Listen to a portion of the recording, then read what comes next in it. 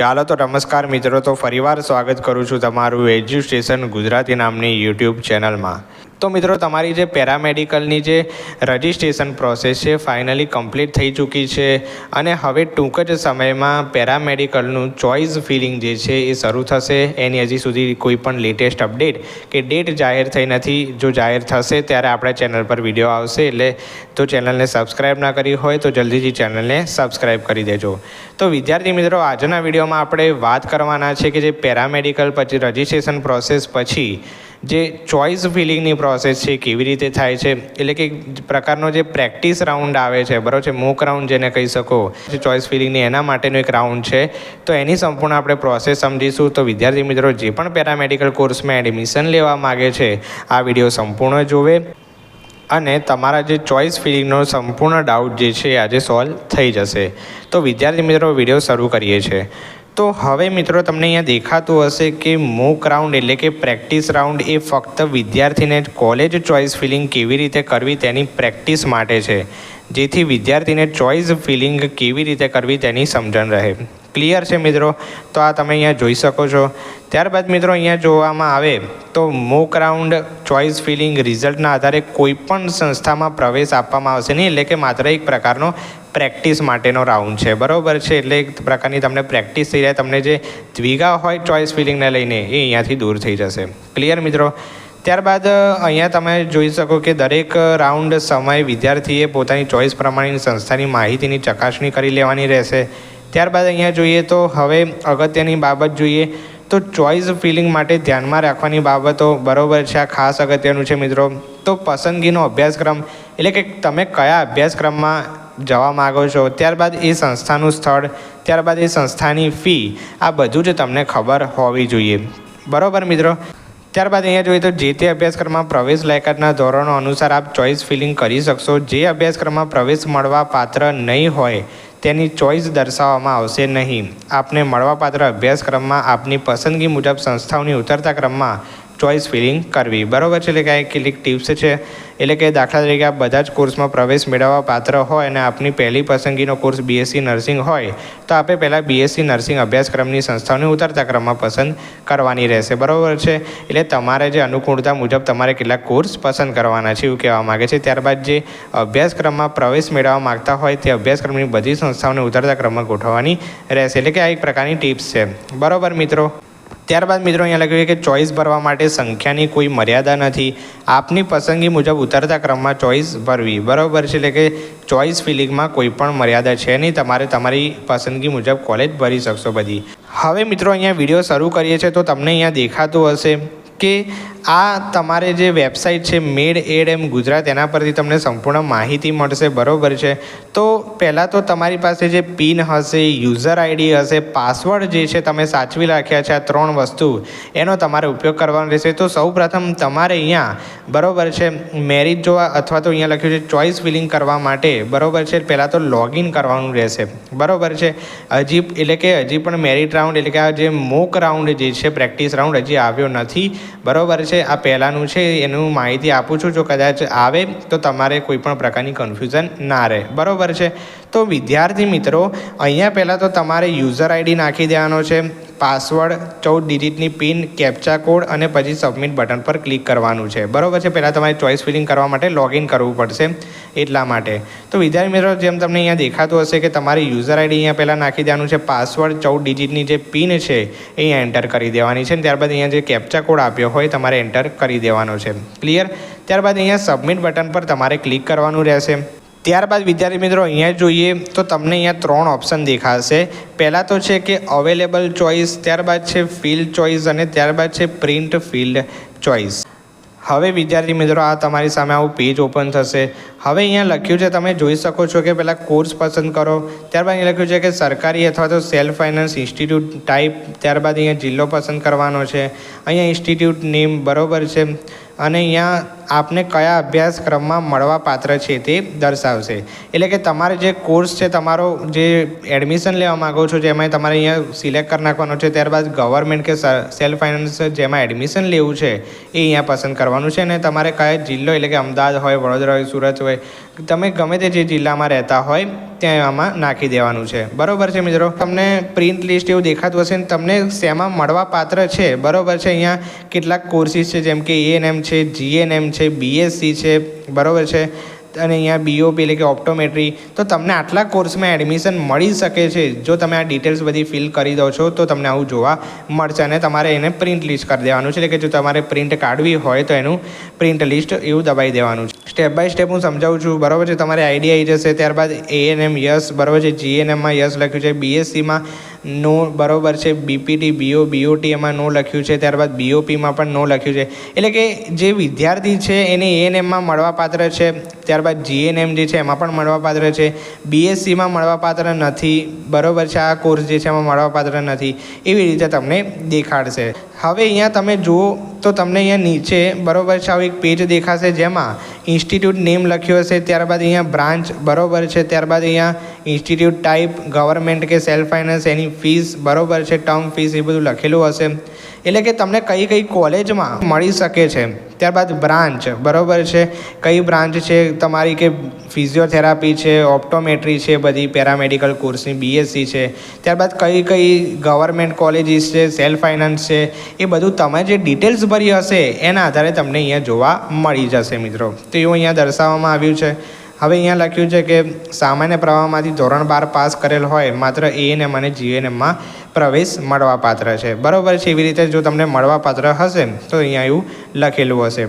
ત્યારબાદ અહીંયા તમને આ પેજમાં ANM જે છે આપણે સિલેક્ટ કરેલું છે. એટલે કે ANMની બધી કોલેજ આવી ગઈ. ત્યારબાદ કોર્સ જે છે ANMના. ત્યારબાદ અહીંયા સરકારી સેલ્ફ ફાઇનાન્સ કઈ છે. બરાબર છે. એની ટ્યુશન ફી એટલે કે જે વાર્ષિક ફી છે કઈ છે એ બધી જ ડિટેલ્સ તમને અહીંયા જોવા મળી જશે. બરાબર છે. એક જ છે તો તમે અહીંયા જોઈ શકો છો. ક્લિયર છે મિત્રો. હવે અહીંયા તમે જોઈ શકો કે આપ જે અભ્યાસક્રમમાં પ્રવેશ લેવા માગતા હો તે કોર્સ પસંદ કરવાનો છે. હવે જે આપણે ઉપરની જે પ્રોસેસ જોઈએ કેવી રીતે કરવાની છે એ સમજીએ.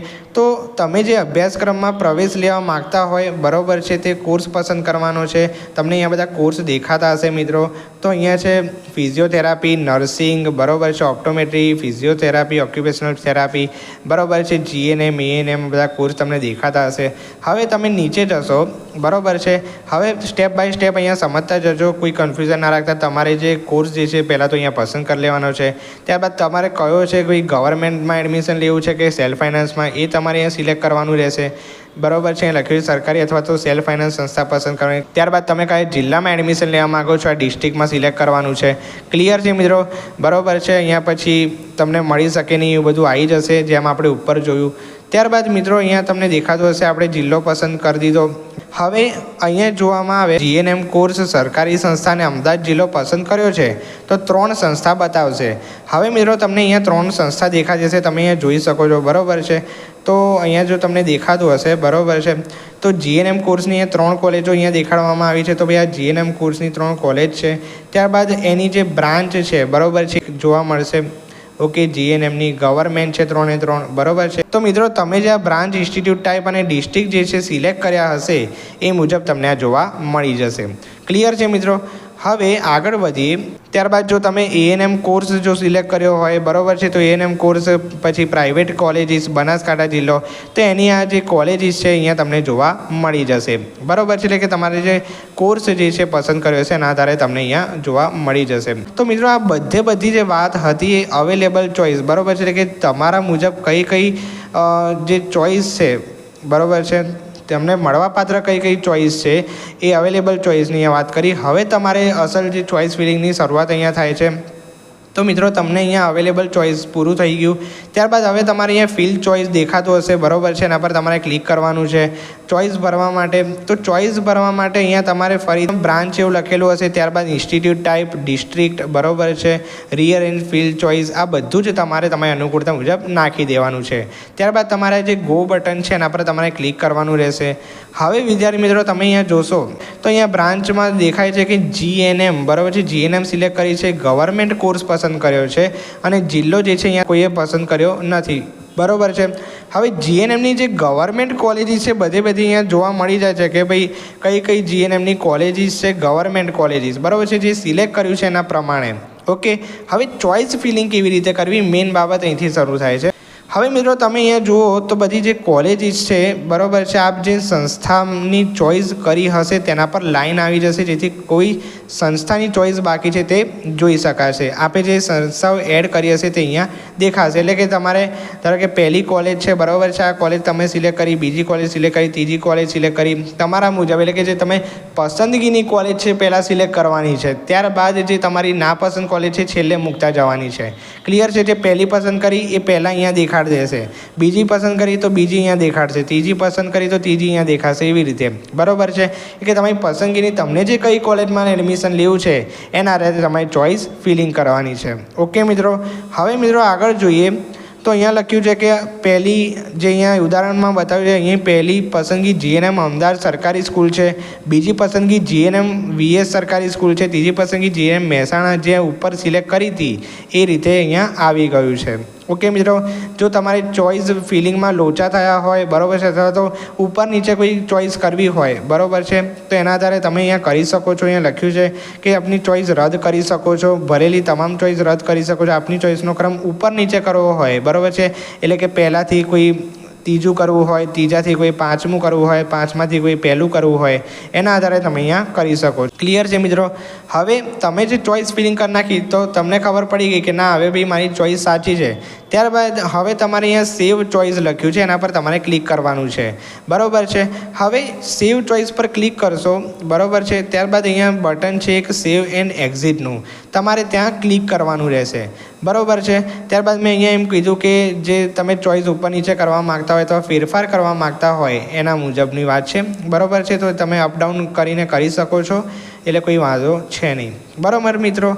તો હવે તમારી બધી જ ચોઈસ બરાબર છે જે સેવ અને એક્ઝિટ બટન પર ક્લિક કરશો ને ત્યારબાદ તમને આવું એક પેજ ઓપન થશે. તો અહીંયા મૂક રાઉન્ડ એવું લખેલું હશે, ત્યારબાદ તમારા જે કોર્સ સિલેક્ટ કરેલા છે અહીંયા આવી જશે, ત્યારબાદ અહીંયા જે જીએનએમ એએનએમ કોર્સ એ બધા અહીંયા આવી જશે, તમારું નામ જે છે અહીંયા આવી જશે, યુઝર આઈડી, ત્યારબાદ જે પ્રિન્ટની ડેટ કઈ છે બધી અહીંયા આવી જશે. ક્લિયર છે મિત્રો?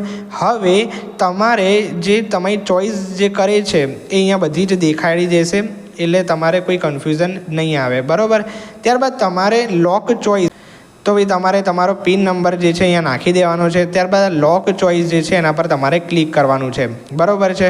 લોક ચોઈસ પર ક્લિક કરવાનું છે, ત્યારબાદ અહીંયા એક એવો મેસેજ આવશે કે ચોઈસ લોક સક્સેસફુલી. આપની ચોઈસ લોક કર્યા પછી આપની સ્ક્રીન પર આવો મેસેજ આવશે, એટલે કે તમારી જે ચોઈસ લોક જે છે એ સક્સેસફુલી કમ્પ્લીટ થઈ ગઈ છે. ઓકે મિત્રો, હવે આગળ મિત્રો જોઈએ તો ચોઈસમાં સુધારા જો તમારે કરવા છે તો ચોઈસમાં સુધારા વધારા કરવા માટે તમારે મોડિફાઈડ ચોઈસ પર ક્લિક કરવાનું છે, તો તમારે અનલોક ચોઈસ પર ક્લિક કરવાનું છે. ત્યારબાદ પ્રિન્ટ ફિલ્ડ ચોઈસ, આપની ચોઈસની પ્રિન્ટ લેવી છે બરાબર છે, જે પ્રિન્ટ એટલે કે જે તમે ચોઈસ ફિલિંગ કરી છે એના માટે પ્રિન્ટ ફિલ્ડ ચોઈસ પર ક્લિક કરવાનું છે.